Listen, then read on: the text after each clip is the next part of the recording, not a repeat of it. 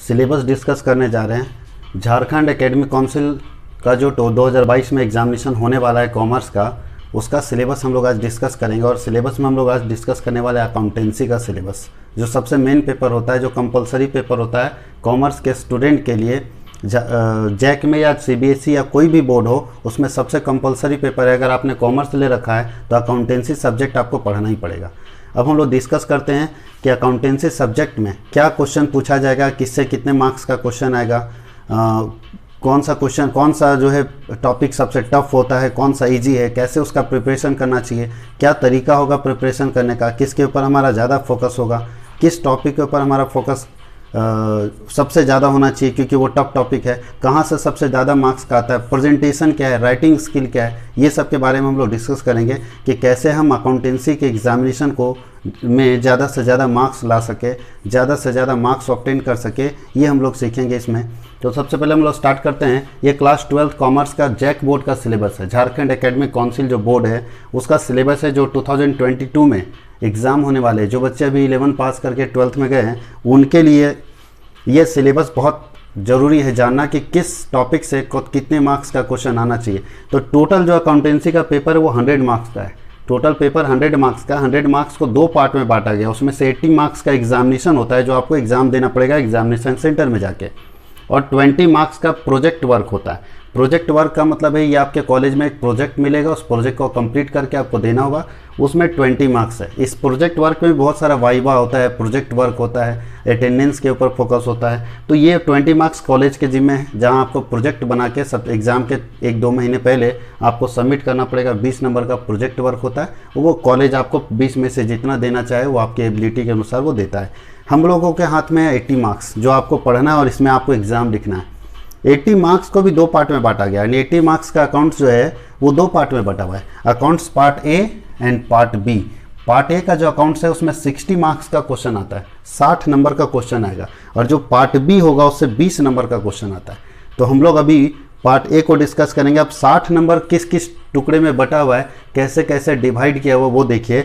तो 60 नंबर का जो पार्ट ए है उसमें 3 मेजर चैप्टर्स हैं, 3 बड़े बड़े चैप्टर्स है जो हम लोग यहाँ लिखे हुए कि किससे कितने मार्क्स का आता है। तो पहला चैप्टर होता है एनपीओ। एनपीओ का फुल फॉर्म हो गया नॉन प्रॉफिट ऑर्गेनाइजेशन।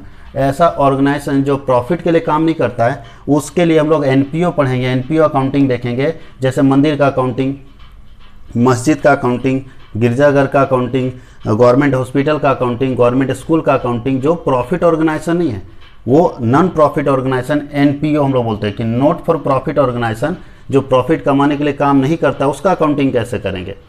तो वो 10 मार्क्स का क्वेश्चन उसमें पूछा जाएगा, ऑब्जेक्टिव रहेगा, सब्जेक्टिव रहेगा। तो हम लोग उसके नीचे डिस्कस नहीं कर रहे कि कितना ऑब्जेक्टिव होगा, वो नेक्स्ट वीडियो में हम लोग डिस्कस करेंगे। अभी हम लोग डिस्कस करें एनपीओ में 10 मार्क्स का क्वेश्चन आएगा, जिसमें ऑब्जेक्टिव भी होगा, सब्जेक्टिव भी होगा, शॉर्ट भी होगा, लॉन्ग भी होगा।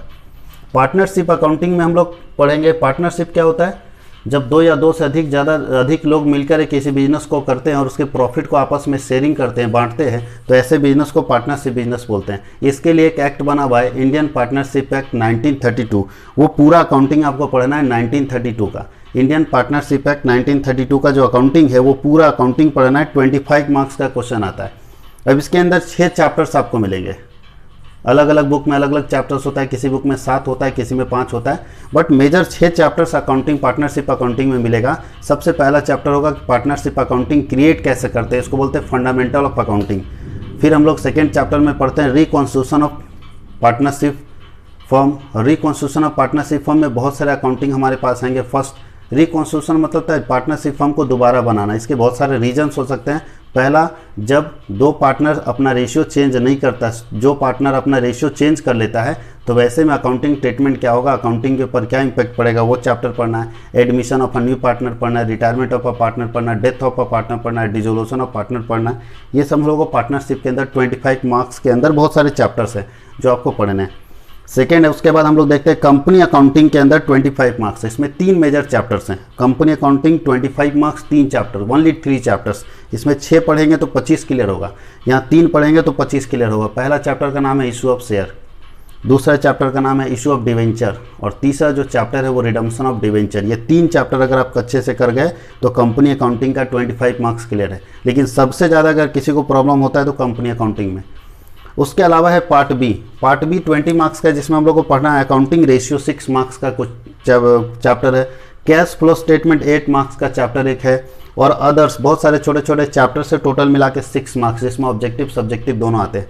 अब हम लोग डिस्कस करते हैं, बहुत सारे बच्चों को अकाउंटेंसी बहुत टफ पेपर लगता है। अकाउंटेंसी पेपर टफ नहीं है, अगर हम प्रॉपर तरीके से प्लान करके पढ़ना शुरू करें, हम उतना ही टाइम देंगे जिसमें जितना ज़रूरत है। और सबसे इम्पोर्टेंट बात है अकाउंटेंसी के अंदर, अगर किसी को अकाउंटेंसी में अच्छा मार्क्स ऑब्टेन करना, अच्छा मार्क्स लाना है, तो सबसे जो इम्पोर्टेंट बात है वो है कि बेसिक कॉन्सेप्ट पे फोकस करना।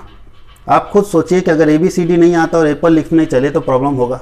सेम काम यहाँ है, आप बेसिक चीज़ जानते नहीं, उसके डेबिट और क्रेडिट का रूल्स नहीं जानते, आप ये नहीं समझ पाते कि जिसका अकाउंटिंग करने जा रहे हैं, जिसे डेबिट और क्रेडिट करने जा रहे हैं, वो एसेट है, लायबिलिटी है, इनकम है, एक्सपेंसेज है, ये कैपिटल है, किसका पार्ट है ये हमको पता ही नहीं चलता। वो डेबिट बैलेंस रखता है, क्रेडिट बैलेंस रखता है, ये भी नहीं पता चलता, उसको डेबिट करना चाहिए, क्रेडिट करना चाहिए, ये भी नहीं पता चलता, रट्टा मार जाते हैं हम। अकाउंट्स रटने वाला पेपर नहीं है, ये हिस्ट्री नहीं है, हिस्ट्री रटने वाला पेपर होता है, अकाउंटेंसी समझने वाला पेपर है। आप जब तक रूल्स को नहीं समझेंगे, आप अकाउंटेंसी में आगे नहीं बढ़ सकते, अकाउंटेंसी में अच्छे नहीं हो सकते। इसलिए अकाउंटेंसी में अगर मार्क्स लाना है तो सबसे इंपॉर्टेंट चीज़ है बेसिक कॉन्सेप्ट को पढ़ना। और हमारा वीडियो जितना भी बना है, सारे वीडियो में हम यही बात बताने की कोशिश करें कि आप सबसे पहले बेसिक कॉन्सेप्ट किसी भी टॉपिक का जानिए।